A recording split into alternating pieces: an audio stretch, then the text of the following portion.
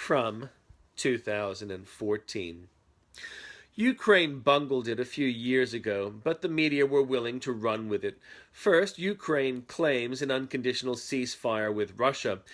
This cheered Washington, who were seeking to blame Russia for hostilities.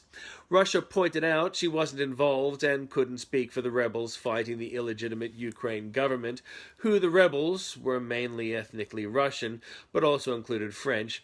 It took a few days, but Ukraine finally had a ceasefire with rebels, allowing the possibility of a resumption for body searches for MH17. It has become clear that Russia has been set up and nothing can be taken for granted in Ukraine. It was apparent that Russia had fired a Buck missile at MH17.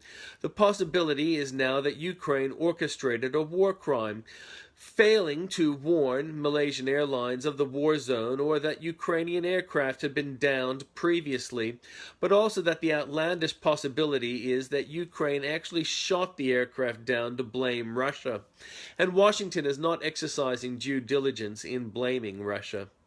Disturbing allegations that European nations are bankrolling al-Qaeda by paying for hostages, and there is a small-time criminal Islamic convert who allegedly told friends he was hiding from police before allegedly beheading cats and a local elderly lady in London.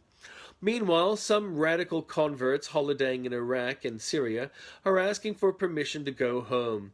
The glory days of beheadings being over, as a young man is crucified by IS to make a point when villagers ask IS to leave them alone. A mystery in Rozelle, a university student area in Sydney, very upmarket, where a recent migrant shop has mysteriously blown up, killing a young man and a young mother and baby. It is still not known what caused the explosion.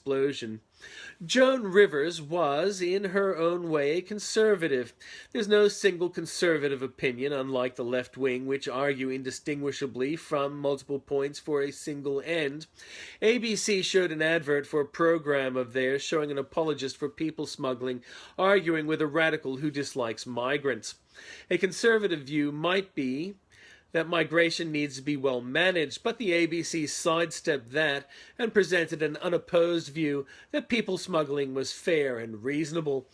A mother has betrayed her young daughters by making them pose for porn she shared with their dance instructor. She had discovered was a fan. Her husband just wants her home. Hopefully the law is equipped to keep her in jail for many years to come. Meanwhile, a man is pleading not guilty to throwing a girl to her death off a balcony after meeting her on a social network and recording their tryst. He'll be able to work out in prison. One idiot who might not go to prison is a racist cop in Louisiana who disparaged black people. He has been sacked, but it is to be hoped he can be sued in civil court too. A dog dressed up as a spider is entertaining millions on video. Another bizarre thing is an attempt to change the Australian Constitution to make it racist.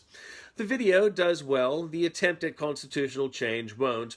And then there are rumors Clive Palmer is bankrupt and misappropriated Chinese money to obscure that fact. All comments made in the editorial are sourced from posts which follow.